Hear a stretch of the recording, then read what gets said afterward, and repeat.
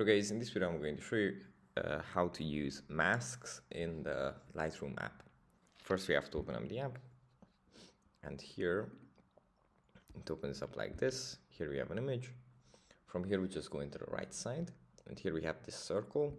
We click on this, and here we can create a mask quickly for subjects, sky and background.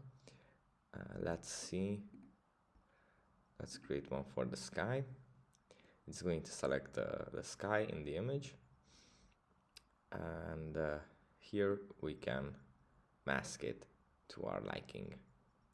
Increase the saturation, increase the highlight, increase the contrast, etc. And here we can view the effect of our mask as well. That's it for this video. I hope it was helpful for you guys, and I'll see you in the next one. Bye.